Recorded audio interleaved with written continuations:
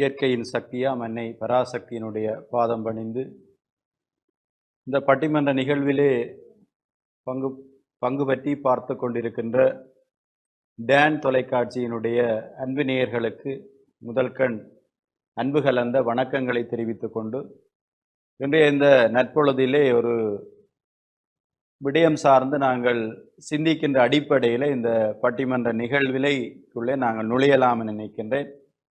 இன்றைய இந்த பட்டிமன்ற நிகழ்விலே நாங்கள் இன்றைய இந்த சமகால சூழ்நிலையிலே இன்றைய அறிவியல் முன்னேற்றம் மாணவ சமுதாயத்தை செதுக்குகிறதா அல்லது சிதைக்கிறதா என்ற அடிப்படையிலான ஒரு வாத பிரதிவாதத்தை இந்த அவையிலே முன்வைக்கலாம் என நினைக்கின்றேன்.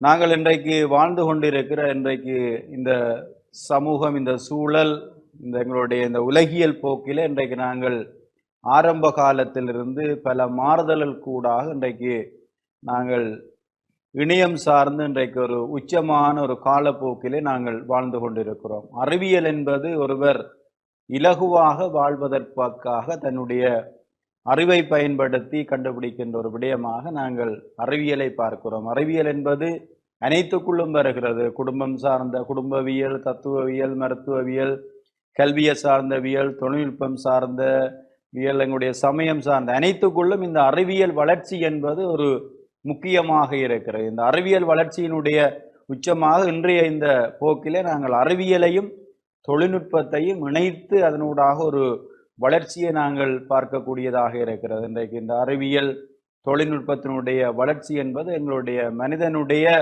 வாழ்வியலையும் மாற்றி அமைக்கிற ஒரு போக்கு இருக்கிறது. வாழ்க்கை முறைகளை மாற்றுகிறது.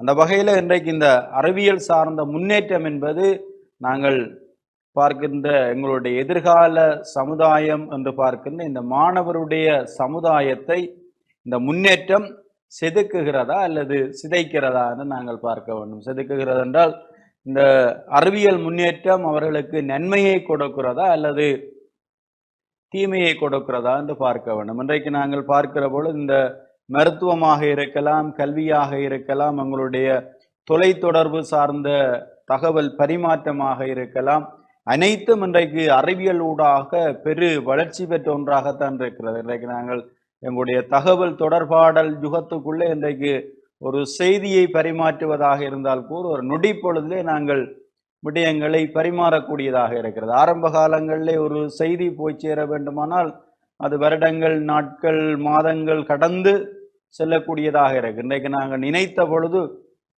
நினைத்த நொடியிலே அந்த தகவல்களை பரிமாற்றிக் கொள்ளுகிறோம். இதெல்லாம் தகவல் தொழில்நுட்பத்தினுடைய வளர்ச்சியாக இருக்கிறது. இன்றைக்கு மருத்துவம் சார்ந்து பல விடயங்கள் வளர்ச்சி பெற்றிருக்கிறது. இன்றைக்கு மருத்துவத்திலே தொழில்நுட்பத்தை தவிர்த்து பார்க்க முடியாது. இன்றைக்கு தொழில்நுட்பத்தினுடைய வளர்ச்சியினூடாக பல நோய்களை, மாற்ற முடியாத நோய்களையும் குணப்படுத்துகிறார். ஆனால் இந்த தொழில்நுட்பத்தினுடைய வளர்ச்சி பாதகமாகவும் இருக்கிறது. இன்றைக்கு பல இனம் புரியாத நோய்களினுடைய உருவாக்கத்திற்கும் இந்த தொழில்நுட்ப அறிவியல் சார்ந்த விடயங்களும் காரணமாக இருக்கிறது. இந்த கதிர்வீச்சு சார்ந்த விடயங்கள் நாங்கள் நன்மையான விடயங்களையும் பார்க்க வேண்டும், தீமையான விடயங்களையும் பார்க்க வேண்டும். அதே போல இந்த கல்வி புலத்துக்குள் நாங்கள் வருகிற பொழுது இந்த கல்விக்குள்ளும் இந்த அறிவியல் சார்ந்த வளர்ச்சி என்பது ஒரு தவிர்க்க முடியாத ஒன்றாக இன்றைக்கு இணைந்திருக்கிறது. நாங்கள் ஆரம்ப காலங்களிலே குருகுல கல்வியிலிருந்து இன்றைக்கு நாங்கள் மரபு வந்து இணையம் சார்ந்த கல்விக்குள்ளே சென்று கொண்டிருக்கிறோம். இனி வருகிற காலங்களிலே ஆசிரியரே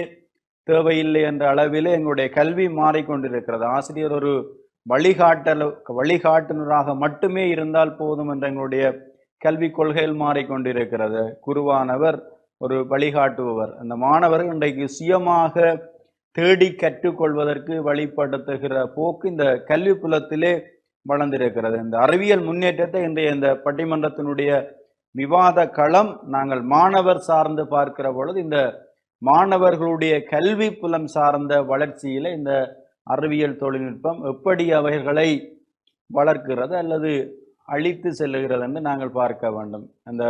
அது எப்படி அவர்களுக்கு பயன்படுகிறது, அதனூடாக அவர்கள் வளர்ச்சி உறுகிறார்களா என்ற விடயங்களை பார்க்க வேண்டும். இன்றைக்கு வகுப்பறை கற்பித்தல் கூட தொழில்நுட்பம் சார்ந்த விடயங்களுக்கு மாறிவிட்டது. இன்றைய பாடசாலைகளிலே ஸ்மார்ட் போர்ட் என்கிறார்கள். ஆனால் பழைய கற்பித்தல் இருக்கின்ற பொழுது இன்றைய கற்பித்தலே சில குறைகளும் அல்லது வீழ்ச்சியும் காணப்பட்டு கொண்டிருக்கிறது. அந்த வகையில் இன்றைக்கு நாங்கள் இது ஒரு விவாதமாக, சிந்தனையாக, களமாக அமைக்க வேண்டும்.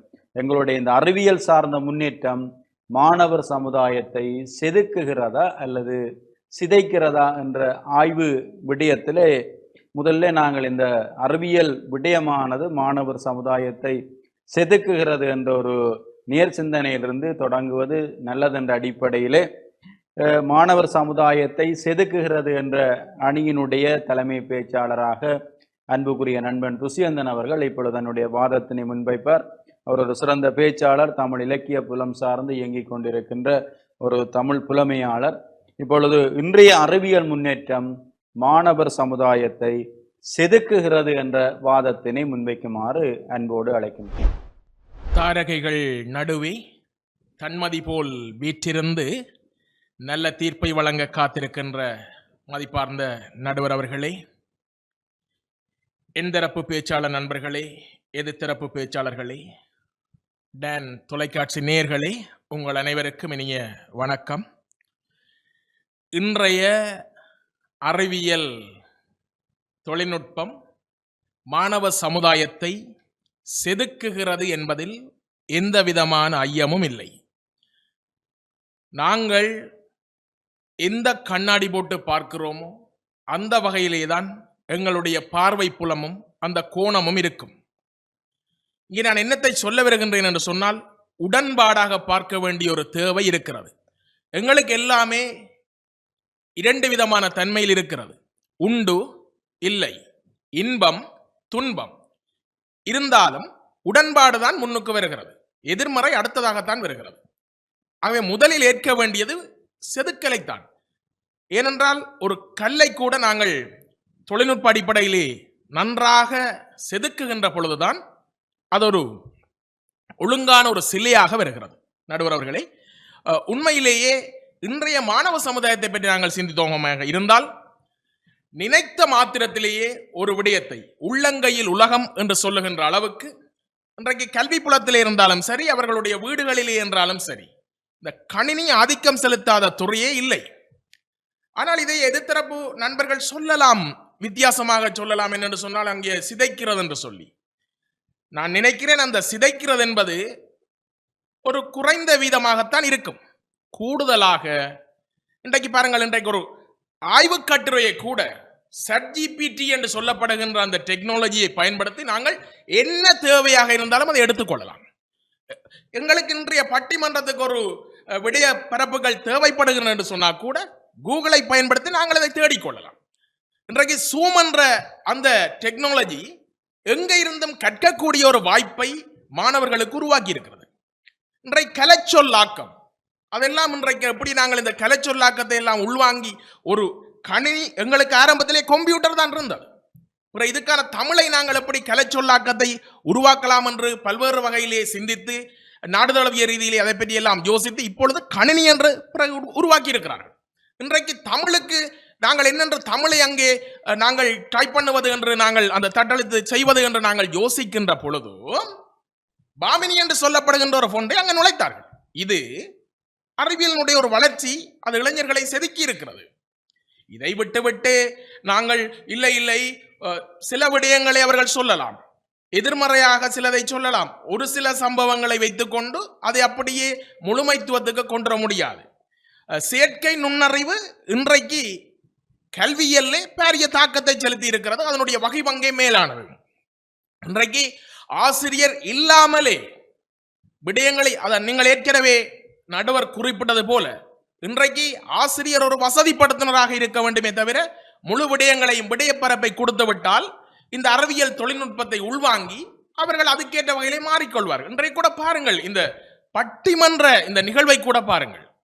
இது ஆரம்ப காலங்களிலே எவ்வாறு நடத்தப்பட்டது, இன்றைக்கு எவ்வாறெல்லாம் ஒரு வித்தியாசமாக தொழில்நுட்ப அடிப்படையிலே அது மாறிக்கொண்டிருக்கிறது. மருத்துவத்திலே இந்த தொழில்நுட்பம் இன்னொரு இடத்திலே இருந்து கொண்டு ஒருவருடைய ஆலோசனை வழிகாட்டிலே இங்கே சத்திர சிகிச்சைகளை செய்யக்கூடிய அளவுக்கு அது மாறி இருக்கிறது. தொலைபேசிகளை சிலர் தொலைபேசிகளாக பயன்படுத்தி கொண்டிருப்பது அவர்களுடைய பிழையை தவிர அது தொலைபேசியினுடைய தவறல்ல.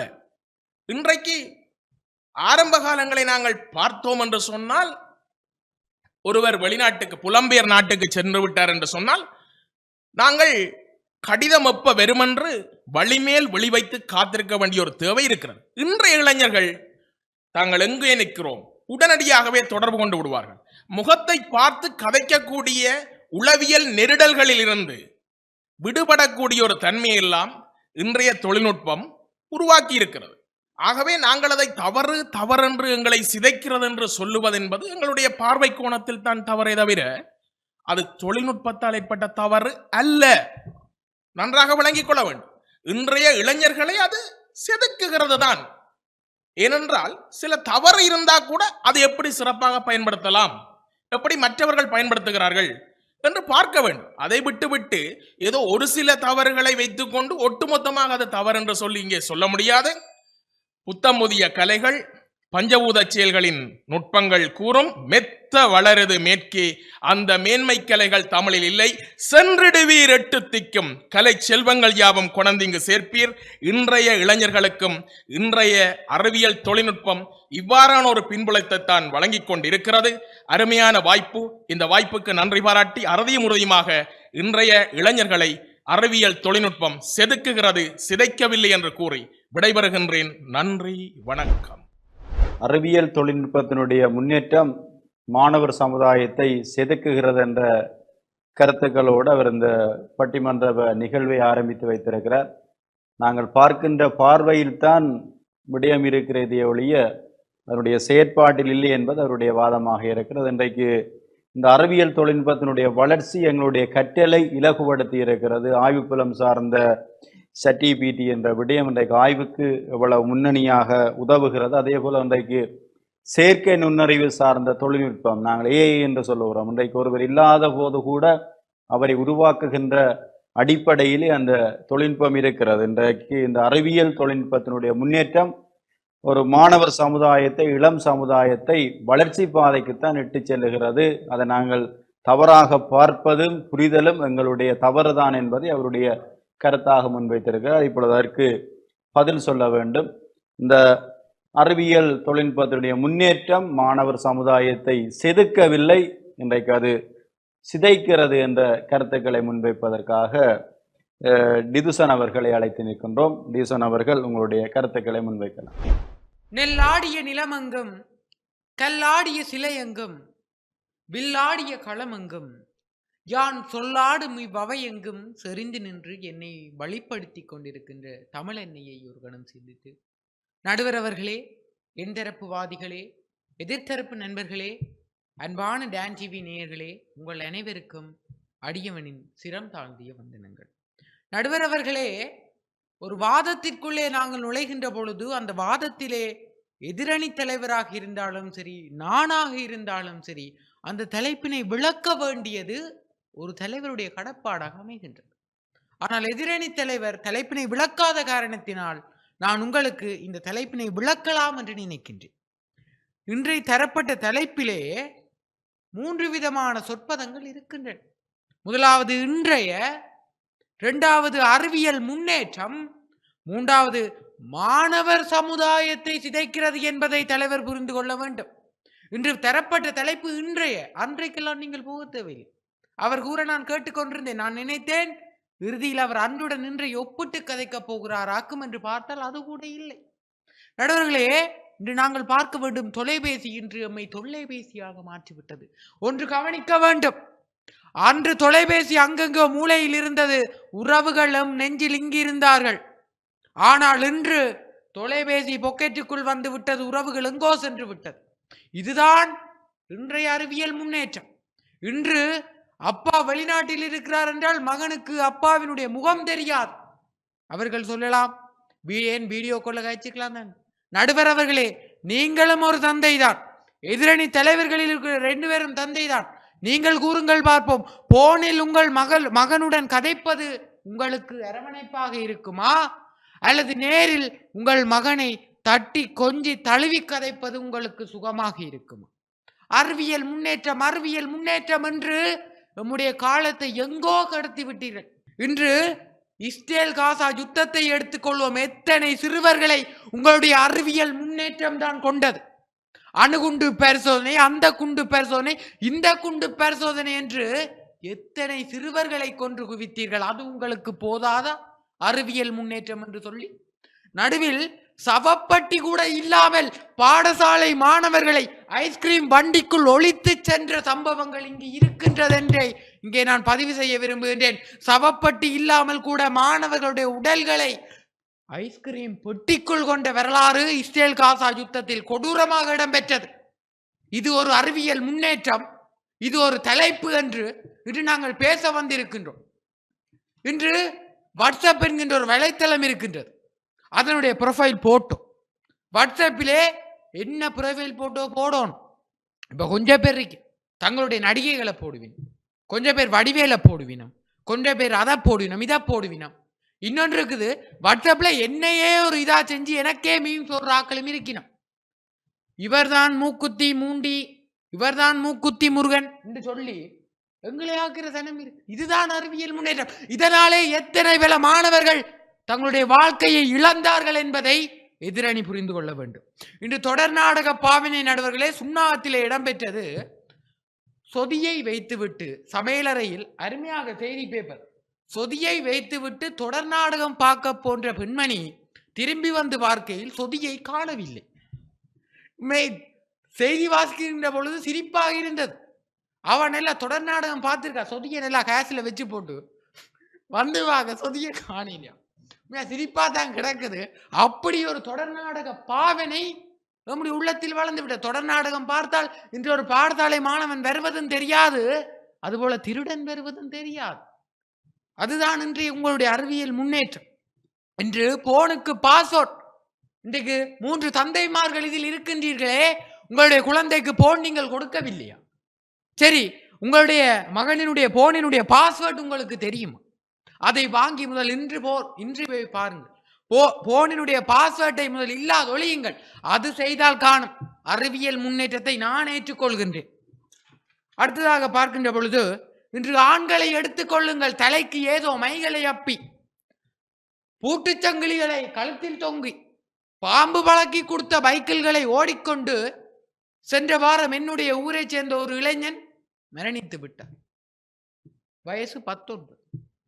இதுதான் இன்றைய காலம். அதற்கு காரணம் யார்? உங்களுடைய அறிவியல் முன்னேற்றம் என்பதை நீங்கள் தெரிந்து கொள்ள வேண்டும் என்று கூறினார். எதிரணி தலைவர் என்று கூறினார். அதை நான் கூறிவிட்டு செல்கின்றேன். ChatGPT, கூகுள் என்ற வலைத்தளங்கள் உண்டு.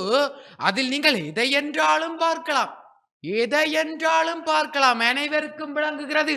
எதை என்றாலும் பார்க்கலாம் என்று கூறும் பொழுதே நாங்கள் இங்கே கவனித்து விட்டோம். நீங்கள் எல்லாவற்றையும் போர்டில் பார்க்கலாம். நன்மை மட்டுமல்ல, தீமையும் தான். இன்று ஆசிரியர் தேவையில்லை. ஒரு போன் படிப்பிக்குமா? ஐயா, வகுப்புல ஆசிரியர் இல்லாட்டியே இங்க தொல்லதாங்க எல்லாம் இருக்குதாம். இதுக்கு ஆசிரியர்ல ஒரு போன் மட்டும் இருந்தா என்னென்ன ஐயா படிக்கலாம்? இதுதான் உங்களுடைய அறிவியல் முன்னேற்றமா என்று அறுதியும் இறுதியுமாக கூறி, அறிவியல் முன்னேற்றத்தினால் மாணவர்கள் சிதைவடைகிறார்கள் என்பதை மேலும் மேலும் கூறி விடைபெற்று செல்கிறேன். நன்றி, வணக்கம். இன்றைய அறிவியல் முன்னேற்றம் மாணவர் சமுதாயத்தை அது வளர்க்கவில்லை, அழித்து செல்லுகிறது என்பதை திதுசன் அவர்கள் பல உதாரணங்களோடாக இங்கே முன்வைத்திருக்கிறார். இந்த அறிவியல் வளர்ச்சி, தொழில்நுட்ப வளர்ச்சி என்று நாங்கள் சொல்லிக் கொண்டிருக்கிறோம். அந்த வளர்ச்சி எல்லாம் இன்றைக்கு எங்களுக்கு அழிவைத்தான் கொடுக்கிறது என்பது அவருடைய வாதமாக இருக்கிறது. இன்றைக்கு தொலைபேசியாக மாறிக்கொண்டிருப்பதும், தொலைபேசி வந்ததன் காரணமாக இன்றைக்கு நாங்கள் உறவுகளை இதயத்தில் விட்டுவிட்டு இயந்திர வாழ்க்கைக்குள்ளே நாங்கள் போவதால் உறவுடைய நெருக்கம் பிரிவதாக அவர் சொல்லியிருக்கிறார்.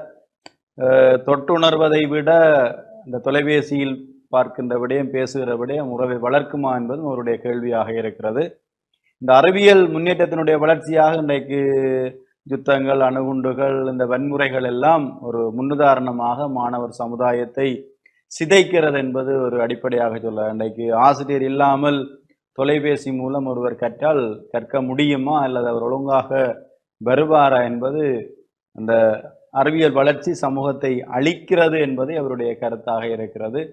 இன்றைய இந்த அறிவியல் முன்னேற்றம் மாணவர் சமுதாயத்தை சிதைக்கிறது என்பதை தன்னுடைய கருத்துக்களோடாக முன்வைத்திருக்கிறார்.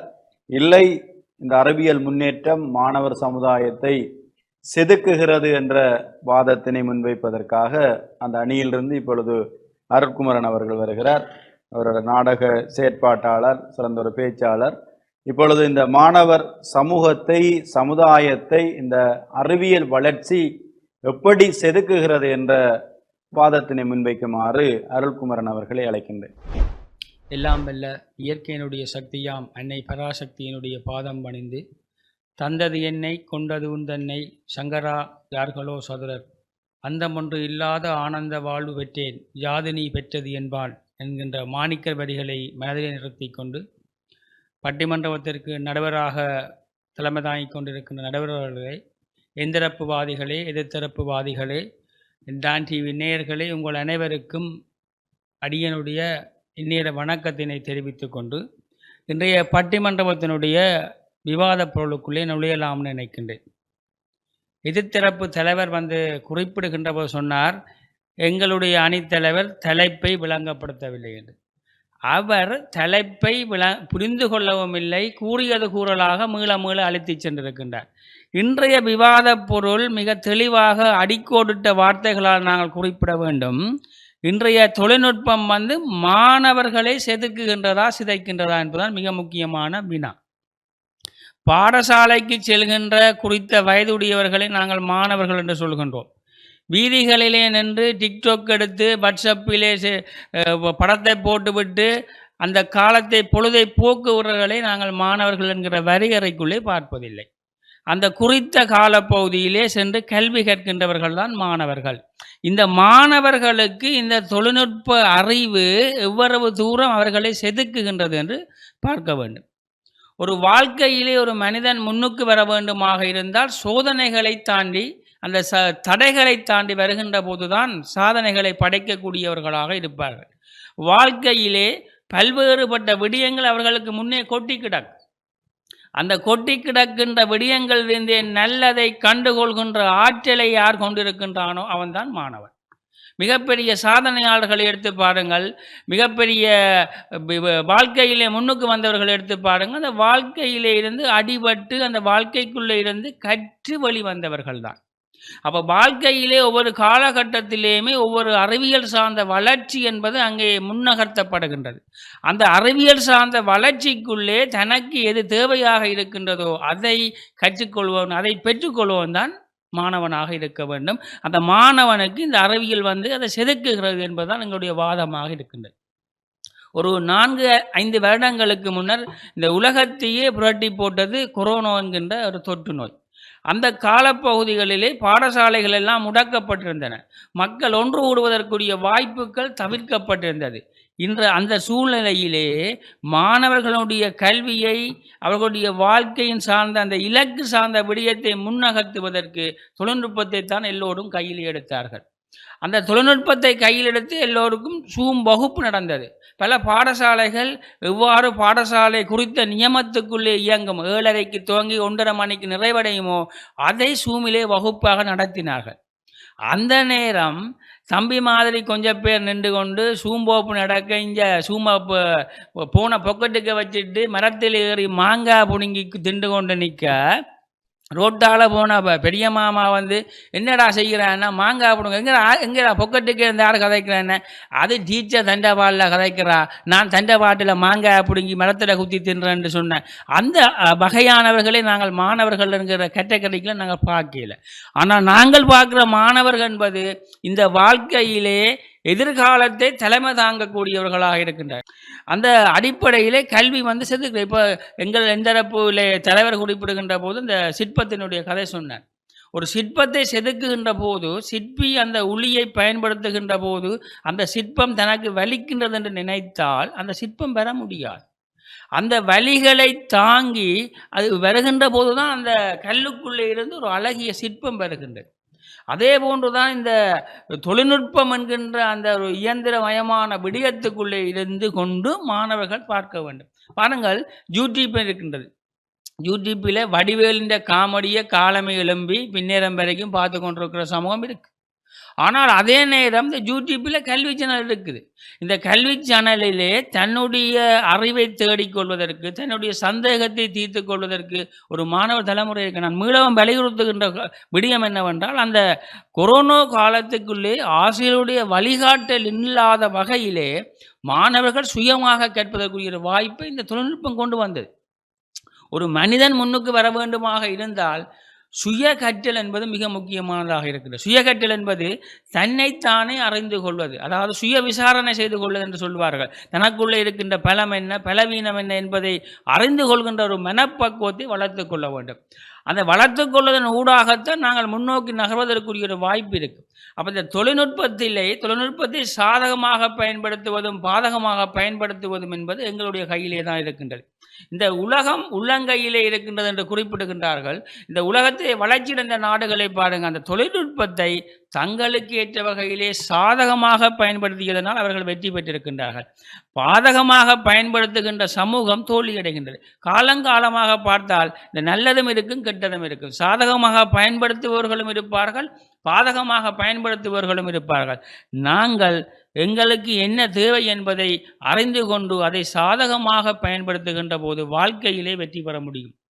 அந்த அடிப்படையிலே தான் ஒரு மாணவர் சமூகத்தினை செதுக்குவதற்கு இன்றைய தொழில்நுட்பம் வாய்ப்பாக இருக்கின்றது, அதை செதுக்கி கொண்டிருக்கின்றது என்கின்ற கருத்தை என்னிடத்திலே பதிவு செய்து கொண்டு வாய்ப்புக்கு நன்றி பாராட்டி விடைபெற்றுக் கொள்கின்றேன். நன்றி, வணக்கம். இன்றைய அறிவியல் முன்னேற்றம் மாணவர் சமுதாயத்தை செதுக்குகிறது என்பதற்குரிய கருத்துக்களை அவர் முன்வைத்திருக்கிறார்.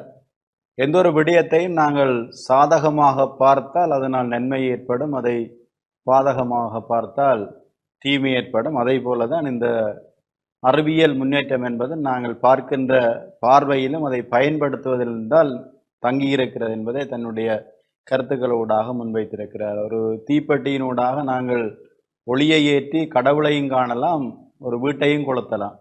நாங்கள் பார்க்கிற பார்வையிலே சாதகமும் இருக்கிறது, பாதகமும் இருக்கிறது என்ற வாதத்தை முன்வைத்திருக்கிறார். அன்றைய கொரோனா காலம் என்பது உண்மையில் ஒரு இடரான காலம். அன்றைக்கு மாணவர்கள் கல்வி இழப்பின்றி நடத்தியதில் இந்த தொழில்நுட்பம் முக்கிய பங்காற்றி இருப்பது என்பது ஒரு ஆழமான ஒரு வாதம் ஒன்றை முன்வைத்திருக்கிறார். இந்த அறிவியல் முன்னேற்றம் மாணவர் சமுதாயத்தை செதுக்குகிறது. அதாவது அடி வேதனை வாங்குகிற ஒரு கல்லுத்தான் சிற்பமாக வருவதை போல மாணவர்கள் சமுதாயம் என்பதற்கான ஒரு விரைவிலக்கணத்தை சொல்லியிருக்கிறார். மாணவர்கள் என்பது கற்றலில் விரும்பி கற்பவர்கள்தான் மாணவர்கள். அது வீதியிலே இந்த டிக்டாக் பரிதாபங்கள் எல்லாம் மாணவர்களாக பார்க்கப்பட முடியாது என்பது அவருடைய வாதமாக இருக்கிறது. அந்த வகையிலே இன்றைய இந்த அறிவியல் முன்னேற்றம் மாணவர் சமுதாயத்தை செதுக்குகிறது என்ற கருத்தை ஆணித்தரமாக முன்வைத்திருக்கிறார். இப்பொழுது அதற்கு பலமான பதிலை சொல்ல வேண்டும். அதற்கு இப்பொழுது இல்லை, மாணவர் சமுதாயத்தை இந்த அறிவியல் முன்னேற்றம் சிதைக்கிறது என்ற கருத்துக்களை முன்வைப்பதற்காக சுஜீவன் போல் அவர்களை அழைக்கிறேன். செங்கோல் போல் வீட்டிருக்கும் நடுவரவர்களுக்கும், என் தரப்பு வாதிகளுக்கும், எதிர்த்தரப்பு வாதிகளுக்கும், டான் தொலைக்காட்சி நேயர்களுக்கும் என் இந்நேர வந்தனங்களை கூறிக்கொள்வதில் நான் பெரும் மகிழ்ச்சி அடைகின்றேன். இன்றைய அறிவியல் முன்னேற்றம் மாணவ சமுதாயத்தை சிதைக்கிறதா செதுக்குகிறதா என்பது தலையங்கமாகும். நாம் சிதைக்கிறது என பேச வந்திருக்கின்றேன். தொழில்நுட்பம் மாணவர்களை செதுக்குகின்றது மிக குறைவாகவே காணப்படுகின்றது. தற்கால மாணவர்களை தொழில்நுட்பம் அதிகமாக சிதைத்து கொண்டிருக்கின்றது. எதிர்க்கட்சியிலிருந்து இரண்டாம் பேச்சாளர் கூறியிருந்தார், வீதியில் நின்று டிக்டாக் எடுப்பவர்களையும் மாணவர்களையும் ஒன்றாக சேர்த்து பேச வேண்டாம் என்று. தற்காலத்தில் வீதியில் நின்று டிக்டாக் எடுப்பவர்களே மாணவர்கள்தான் சார். ஏனென்றால் கல்விக்கூடங்களுக்கு செல்கிறோம் என்று வீட்டில் சொல்லிவிட்டு தொலைபேசிகளுடன் பண்ணை, கோட்டை ஆகிய இடங்களில் நின்று டிக்டாக் எடுத்து அதை போஸ்ட் போடுகிறார்கள். அவர்கள் பரீட்சை எழுதி அதில் புள்ளி வரும் என்ற எதிர்பார்ப்பை விட தாங்கள் போஸ்ட் போடும் அந்த போஸ்ட்டுக்கு லைக் வரும் என்ற எதிர்பார்ப்பை தற்கால மாணவர்களிடம் அதிகமாக காணப்படுகின்றது. பரீட்சையில் புள்ளி வரவில்லை என்றால் கவலைப்படுகிறார்களோ இல்லையோ தெரியவில்லை, அந்த போஸ்டிற்கு லைக் வரவில்லை என்றால் அதுக்கு கவலைப்பட்டு ஒரு போஸ்ட் போடுகிறார்கள். இது தற்கால மாணவர்களின் தொழில்நுட்ப அறிவால் கல்வியை வளர்க்கிறதா? இல்லை, கல்வியை சிதைக்கின்றது. அவர்கள் கல்வியை கடந்து இந்த டிக்டாக்கில் போஸ்ட் போடுவது, ஃபேஸ்புக்கில் போஸ்ட் போடுவதில் தான் அவர்கள் தங்களது நேரங்களை அதிகம் செலவிடுகிறார்கள். அடுத்ததாக, தொழில்நுட்பத்தால் அனைத்து மாணவர்களும் கட்டியெழுப்பப்பட முடியாது. ஏழைகள் இருக்கின்றார்கள். அவர்களிடம் தொழில்நுட்ப அறிவை பெற்றுக்கொள்ளும் அளவிற்கு அவர்களிடம் பணம் காணப்படுவதில்லை. அதனால் அந்த மாணவர்கள் கல்வியை இழப்பதற்கு கூட தற்காலத்தில் வாய்ப்புகள் இடம்பெற்று கொண்டு வருகின்றது. சூம் கற்கை என்கிறீர்கள். சூம் கற்கையால், தொலைபேசி பாவனையால் தற்கால மாணவர்களில் அதிகம் பலர் கண் நோய், கண்ணாடி போட்டுக்கொண்டு திரிகிறார்கள். அவர்களுக்கு இந்த சூம் கற்கையால் தான் சில நேரங்களில் கண் பழுதாயிருக்குமோ என்று தெரியவில்லை. ஆனால் அந்த தொலைபேசி பாவனை, சூம் என்ற பெயரில் அவர்கள் தொலைபேசி அதிகம் பாவிக்கின்றார்கள். அதனால் அவர்களுக்கு கண் நோய் ஏற்பட்டிருக்க அதிகமான வாய்ப்புகள் காணப்பட்டு கொண்டிருக்கின்றது. அடுத்ததாக, தற்கால இளைஞர்கள் எங்கிருந்தாலும் தங்களது பெற்றோர்களிடம் இந்த அறிவியல் முன்னேற்றத்தால் தொலை தொடர்புகளை பாவித்து தங்கள் குடும்பத்தினருடன் உரையாடுகிறார்கள் என்று எதிர்த்தரப்பு தலைவர் கூறியிருந்தார். தற்கால இளைஞர்களோ மாணவர்களோ எங்கு தங்கள் உறவினர்களுடன் தொலை தொடர்புகளை பாவித்து பேசுகின்றார்கள்? கண்ட காவாலிகளுடன் லைவ் போடுகிறார்கள், டிக்டாக்கில் லைவ் போடுகிறார்கள், ஃபேஸ்புக்கில் லைவ் போடுகிறார்கள். குடும்பத்தினருடன் அங்கு கதைக்கிறார்கள். வீட்டில் அப்பா அம்மா இருக்கிறார்கள், அவர்களுடன் கதைப்பதில்லை. அவர்களுடன் கதைப்பதற்கு அவர்களுக்கு நேரமே இல்லை. அவர்கள் அந்த தொலைபேசியில் தொலைத்தொடர்பிலே தான் இருக்கிறார்கள். தொலைத்தொடர்பில் கூட இருக்கும் தாய் தந்தையர்களை கவனிப்பதில்லை, தொலைத்தொடர்பிலே இருக்கிறார்கள்.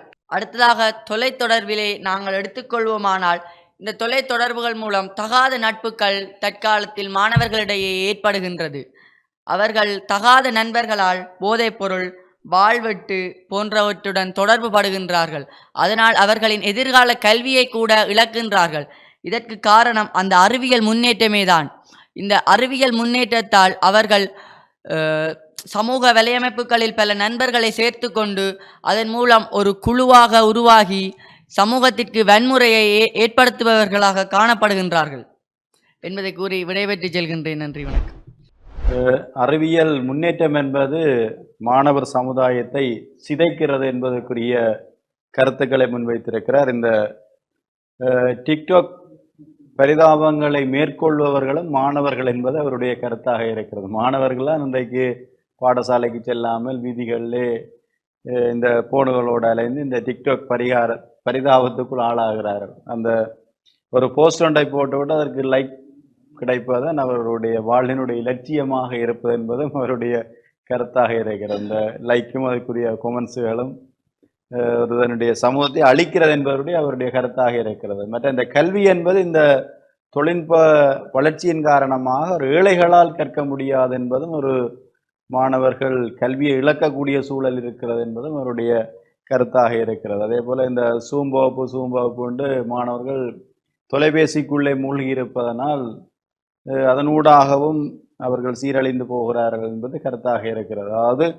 இந்த அறிவியல் முன்னேற்றம் மாணவர் சமுதாயத்தை செதுக்கவில்லை, அது செதுக்குவதென்ற போர்வையிலே சிதைக்கிறது என்பது அவருடைய கருத்தாக இருக்கிறது. அதாவது அறிவியல் முன்னேற்றம் மாணவர் சமுதாயத்தை அழிவு பாதைக்குள் தான் இட்டு செல்லுகிறது என்ற கருத்தை முன்வைத்திருக்கிறார். இப்பொழுது அதற்கு பதிலுரைக்க வேண்டும் ஜதோத்சயன். இல்லை, இந்த அறிவியல் முன்னேற்றம் மாணவர் சமுதாயத்தை செதுக்குகிறது என்ற கருத்துக்களை முன்வைப்பதற்காக இப்பொழுது ஜதோத்சயனை அரங்கிற்கு அழைக்கிறோம்.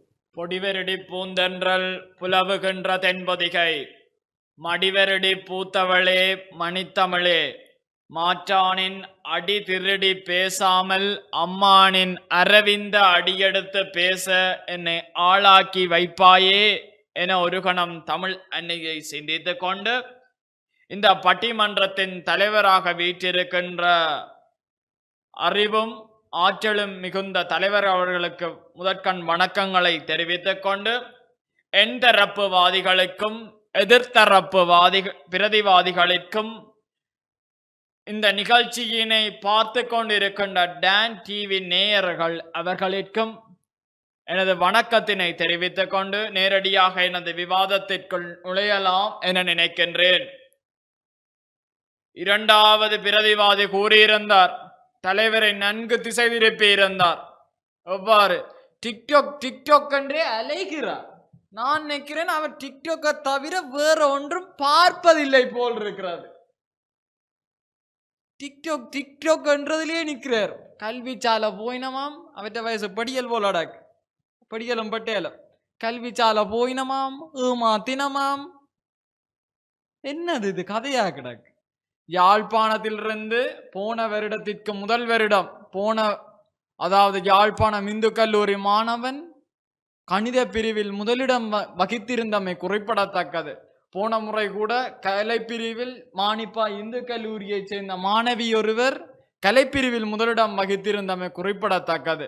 இவ்வாறு ரோடு நின்றா டிக்டாக் செய்தா அப்படி வரலாமாங்க? நீங்க உண்மையத்தான் நினைக்கணுமுங்க. டிக்டாக் அலையிறாருங்க. நினைக்கிறேன் போன்ல அதை தவிர வேற இல்ல போல அவர்கிட்ட. பாருங்க யூடியூப் திறந்தா அது என்றார், டிக்டாக் என்றார். எனது பரிதாபங்களை அவருக்கு தெரிவித்துக் கொண்டு மாணவர்கள் எமது தலைப்பு அறிவியல் முன்னேற்றம் மாணவர் சமுதாயத்தை செதுக்குகிறது, மாணவர் சமுதாயத்தை தான் செதுக்குகிறது என்பதை தெரிவித்துக் கொண்டு மாணவர்களுக்கான ஆவணப்படுத்தல்களுக்கு இந்த தொழில்நுட்பம் அறிவியல் எவ்வாறு உதவுகிறது என்பதை நாம் இங்கு எடுத்து நோக்க வேண்டியது ஒரு விடயமாக காணப்படுகிறது. ஆவணப்படுத்தல் என்பது இந்த காலகட்டத்திற்கானது ஒரு முக்கியமான விடயமாக காணப்படுகிறது. யாழ்ப்பாணத்தில் ஆவணத்திற்காக அமைக்கப்படும் வளாகங்கள் எத்தனை. திருக்குறளுக்கு ஓர் வளாகம், திருவாசகத்திற்கு ஓர் வளாகம், திருமந்திரத்திற்கு ஓர் வளாகம். ஆவணப்படுத்தல் செவ்வனே நடைபெற்று கொண்டிருக்கிறது. இயற்கை தனது கட்டுக்கோப்பிற்கு மிஞ்சும் அனைத்தையும் அழித்துவிடும் என்பார்கள். முதலாம் சங்கம் இவ்வாறு அழிந்தது, இரண்டாம் சங்கம் அவ்வாறு அழிந்தது, மூன்றாம் சங்கத்தில் உருவாக்கப்பட்ட திருக்குறள் அமைப்பதற்கான வளாகம் திறக்கப்பட்டுள்ளது யாழ்ப்பாணத்தில். சங்கமறிவிய காலத்தில் எழுந்த மிகப்பெரியதொரு அறநூல் காப்பியமாக அறநூலாக திகழ்கின்றது இந்த திருக்குறள். அதனை வளாகமாக செதுக்கி ஆவணப்படுத்தி இருக்கின்றார்கள். எமது பாடப்பரப்பில் கூட திருக்குறள் இடம்பெற்றிருக்கின்றது என்பதனை நாங்கள் இங்கு குறிப்பிடப்பட வேண்டியது ஒரு விடயமாக காணப்படுகிறது. தொலைபேசி பாவனை எதற்கு? மகனோ மகள் உங்கள் அருகில் இருந்தால் நீங்கள் அவர்களை தொட்டு கதைக்கலாம். மகனோ மகள் உயர்கல்வி படிப்பதற்காக வெளிநாடு சென்றிருந்தால் எவ்வாறு அவர்களுடன் கதைப்பது? அதற்கானதொரு தொடர்பை ஏற்படுத்துகிறதா இல்லையா? தொடர்பாடல் ஏற்படுத்தி வருகின்றது. அறிவு இயல் என்பது என்ன? அறிவு மனிதர்களுக்கு இயல்பாக செயற்படுகின்றதே அறிவு இயல் எனப்படுகிறது. மனிதர்களது அறிவு இயல்பாக செயற்படுகின்ற வழியால் தான் தற்பொழுதைய தொழில்நுட்பங்கள் மனிதனுக்கு சாதகமான விளைவுகள் பலவற்றை எடுத்து நோக்குகின்றது. தற்பொழுது தவிர்க்க முடியாத அல்லது பெரிதும் எதிர்நோக்குகின்ற பிரச்சனையாக மனிதர்களுக்கு காணப்படுகின்ற புற்றுநோய் கலங்களை அழிப்பதற்காக தெல்லிப்பளையில் வைத்தியசாலை அமைக்கப்பட்டிருக்கிறது. தொழில்நுட்பம் அறிவியலானது வளர்ச்சியா இல்லையா?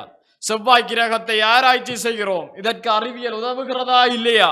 மாணவர்களுக்கு எவ்வாறானது ஒரு உதவியை செய்கிறது? இப்போது ஒரு வாரத்திற்குள் கிடைத்த தகவல் ஒன்று, செவ்வாய் கிரகத்தில் நதியொன்று ஓடியமைக்கான ஆதாரம் கிடைக்கப்பட்டிருக்கிறது. இது மாணவர்களுக்கு எவ்வாறானது ஒரு போக்கை அடுத்த படிக்கு அடுத்த அறிவியல் வளர்ச்சிக்கு மாணவர்களை இட்டு செல்லும் என்பதை இப்போதைய அறிஞர்கள் விட்டு செல்கிறார். அவர்கள் அடுத்த தலைமுறை தொட்டு செல்வதற்காக சில விடயங்களை விட்டு செல்கிறார்கள் என்பதனை நாங்கள் இங்கு உறுதிப்படுத்த வேண்டியது ஒரு விடயமாக காணப்படுகிறது. மருத்துவம் மகத்தான நிலையை அடைந்து விட்டது.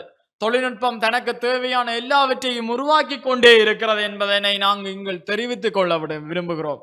தற்பொழுது நேற்று கிடைத்த செய்தியின்படி சீனாவில் சனத்தொகை குறைந்து வருகின்றது என்பதனை சீனா தனது உருக்கமான பதிவினை வெளியிட்டு தனது திருமண வயது எல்லையினை குறைத்திருக்கின்றது என்பதனை நாங்கள் இங்கு குறிப்பிடப்பட வேண்டியது ஒரு விடயமாக காணப்படுகிறது.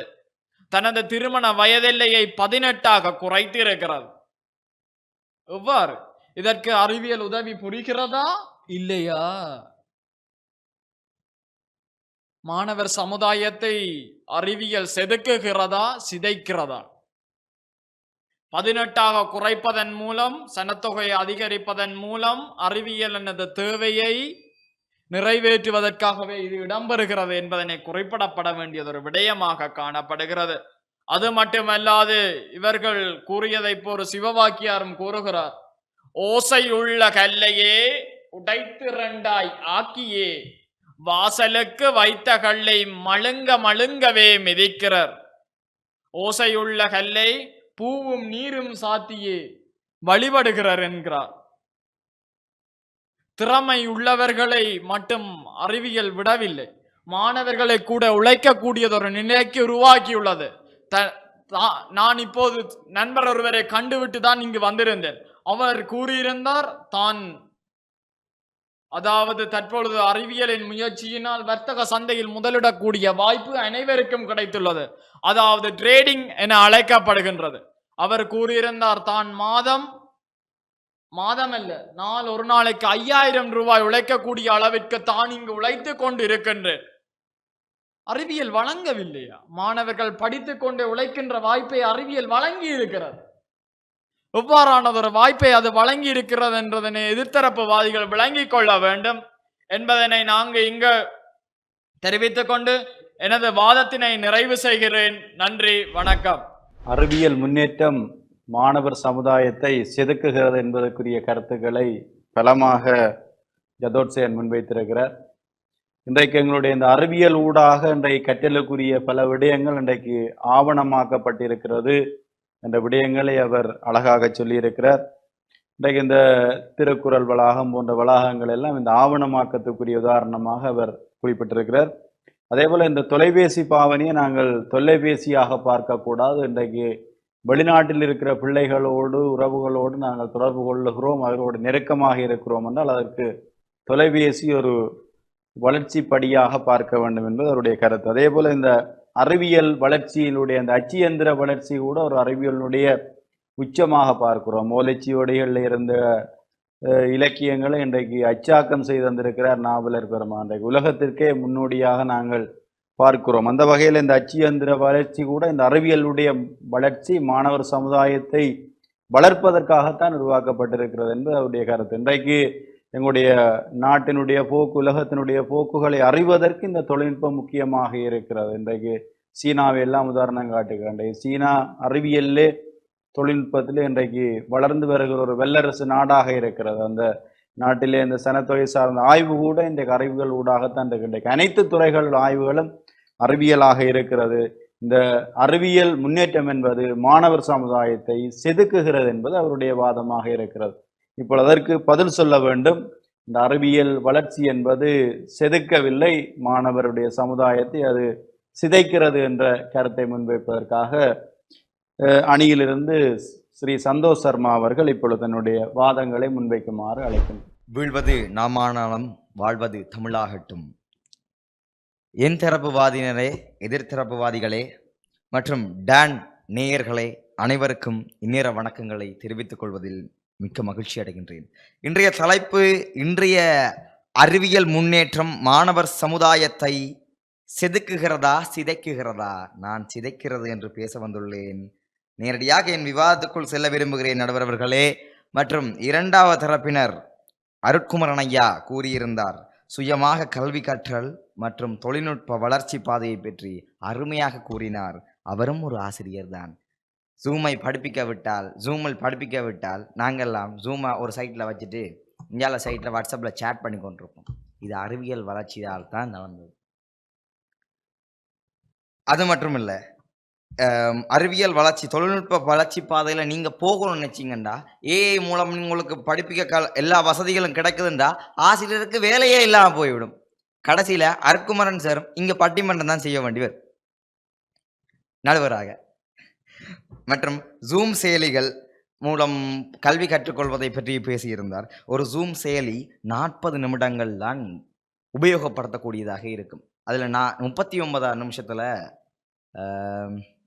பிள்ளைகள் 1 நிமிஷத்தில் ஜூம் கட் பண்ணி பட்டுரும், திருப்பி ஜூமுக்கு வாங்கோ. அப்பேக்க ஜூமில் 30 பிள்ளைகள் படிக்கும், திருப்பி வர 5 பிள்ளைகளாக இருக்கும். மற்றும் சங்ககால வளர்ச்சிகளை பற்றியும் முச்சங்கத்துக்கும் என்ன தொடர்பு என்று எனக்கு இன்றைய தலைப்புக்கும் அவர் கூறிய விடயத்துக்கும் என்ன தொடர்பு என்று விளங்கவில்லை. மற்றும் செவ்வாய் கிரகத்தில் மதி சுத்திக்கின்றதாம், சந்திரனில் தண்ணி இருக்குது என்று சொல்லித்தான் அங்கே நாசா கண்டுபிடிக்குது. இங்கே இந்தியாவில் தண்ணி இல்லைன்ட்டு போர் போட்டு ஆழ்துணை கிணறு போடுபடுது, அதுக்கே ஒரு பிள்ளை விழுந்து சாகுது. இதான் அறிவியல் முன்னேற்றம். தற்போது இந்த 18 வயசுக்கு சீனா, அதாவது சனத்தொகை அறிவியலால தான் இந்த 18 வயசுக்கு லிமிட்டா இந்த வளர்ச்சி திருமண வயதிலேயே கொண்டு வந்தது என்று 3வது விவாதி கூறியிருந்தார். திருமண வயதை கொண்டு வந்ததற்கும் சனத்தொகை குறைவதற்கும் அந்த நாட்டு நிர்வாகமும் அந்த நாட்டின் ஜனநாயகமும் தான் முடிவெடுக்குமே தவிர அறிவியல் ஒருபோதும் முடிவெடுக்காது. அறிவியல் மாற்றத்துக்கு முடிவெடுப்பது எப்படி என்றால் அந்த நாட்டில் உள்ள செயற்பாடுகள், இந்த ஜப்பானை எடுத்துக்கொண்டீங்களாலும் சரி, சீனாவை எடுத்துக்கொண்டு இந்த நாட்டின் செயற்பாடுகளை பார்க்கவே தெரியும். நம்ம நாட்டில் என்ன செயற்பாடுகள் இருக்கு, அந்த நாட்டில் என்ன செயற்பாடுகள் இருக்கு, அபிவிருத்தி அடைந்து வந்த நாடுகளில் என்னென்ன செயற்பாடுகள் இருக்கிறது என்றது அது அந்தந்த நாட்டு ஜனநாயக பொறுமே தவிர இங்கே சனத்தொகை அதிகரிக்கிறதுக்கு திருமண வயதிலேயே குறைக்கிறதுக்கும் அறிவியலுக்கும் எந்த சம்பந்தமும் கிடையாது. நீங்கள் தலைப்பை விட்டு பொதுமக்கள், அதாவது மாணவர்களுடைய செயற்பாடு பற்றியும் அறிவியல் முன்னேற்றம் மாணவர் சமுதாயத்தை எப்படி உருவாக்குகின்றது என்பதை பற்றி தான், அதாவது செதுக்குகிறது என்பதை பற்றி தான் விளக்க வேண்டுமே தவிர நீங்கள் தலைப்பை பொதுமக்களுக்கு கூறிக்கொண்டிருந்தீர்கள். 3வது தரப்பினர்களே, இறுதியாக கூறுகிறேன், பொது நூலகம் சிதைக்கப்பட்டது, புத்தகங்களுக்கு மறக்கப்பட்டு விட்டது என்று கவியுகளின் கவிதைகள் உள்ளது. அதே மாதிரி தான் வலம்புரி ஜானுடைய கவிதைகளையும் எல்லோரும் மறந்து விட்டார்கள். புத்தகங்கள் இன்னும் உருவாக்கி கொண்டுதான் இருக்கின்றது. ஆனால் அறிவியல் முன்னேற்றம்தான் சிதைக்க தொடங்கிவிட்டது, சிதைத்து கொண்டுதான் இருக்கும். டிக்டாக்கை பற்றி ஆரவாரமாக என்னுடைய தரப்பினர் கூறியதற்கு எதிர்த்தரப்பினர் கடுமையாக ஒரு சொற்பிரயோகத்தை கூறினார். அவருக்கு டிக்டாக் மட்டும்தான் அவருடைய தொலைபேசியில் இருக்கின்றது என்று கூறியிருந்தார். டிக்டாக் மட்டும் எங்களை சிதைக்கவில்லை, வாட்ஸ்அப்பும் சிதைக்கின்றது, இன்ஸ்டாகிராமும் சிதைக்கிறது, ஃபேஸ்புக்கும் சிதைக்கின்றது. எல்லா சமூக செயலிகளும் சமூக வலைதள செயலிகளும் தான் இன்றைய மாணவர் சமுதாயத்தை செதுக்குகின்றது. கிட்டத்தட்ட 3 நாட்களுக்கு முன்னால் TB2 என்னுடைய ஃப்ரெண்ட் ஒருத்தன் கால் பண்ணி சொன்னான், மச்சான் அப்படி தன்னுடைய சொந்தக்கார பிள்ளையிட டிக்டாக்ல வந்து வேற ஒரு ஃபேக் ஐடி கிரியேட் பண்ணுறான், இன்னொருத்தன் கிரியேட் பண்ணி அதில் தேவையில்லாத மெசேஜுக்களை போட்டு வருது. என்னென்னு நாங்கள் கட்டுக்க கொண்டு வரது கஷ்டம் தானே? தேவையில்லாத விஷயங்கள்லாம் நீங்கள் நடக்கிறது. என்ற பெயரில், ஆர்டிஃபிஷியல் இன்டெலிஜென்ஸ் என்ற பெயரில் தேவையில்லாத விடயத்தை மாணவர் சமுதாயம் கற்றுக்கொண்டு தான் இருக்கின்றது. டீப் ஃபேக் என்ற ஒரு விஷயத்தை, தொழில்நுட்பத்தை கொண்டு வந்தது ஏஐ. அந்த டீப் ஃபேக்கால் எத்தனை நடிகைகளின் தேவையில்லாத புகைப்படங்கள் வெளியிடப்பட்டது.